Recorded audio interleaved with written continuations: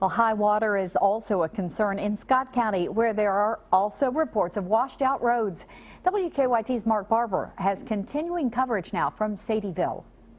A farmer who lives off of Pokeberry Road says the flooded road is costing him time and a lot of it. To reach his heifers, which are calving for the first time right now, he says he has to drive around the creek, and he says that takes him an hour longer than it normally would.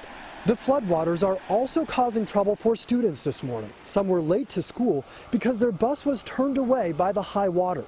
After hours of steady rain, more than 3 feet of water has flooded the rural road outside Sadieville. Now that the rain has stopped, road crews hope the water will start to subside so they can reopen the road. A farmer who does not want to show his face because he says he's been out all morning working hard tells us he needs to check on his heifers and their calves twice a day, and this makes that a challenge. If I could just cross the creek, on my four-wheeler, it'd take me about 15-20 minutes. I could be up there across the farm, check on them, be back, so it does put quite a bit more on the time. Plus you use a lot more fuel and things like that, wear and tear on your vehicle and what have you. Road crews say Pokeberry Road could reopen in the next hour or two if the water subsides quickly.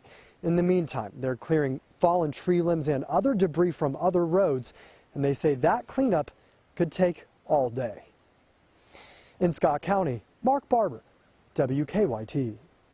Thank you, Mark. And the Big Eagle Creek area received close to 1.25 inches of rain overnight.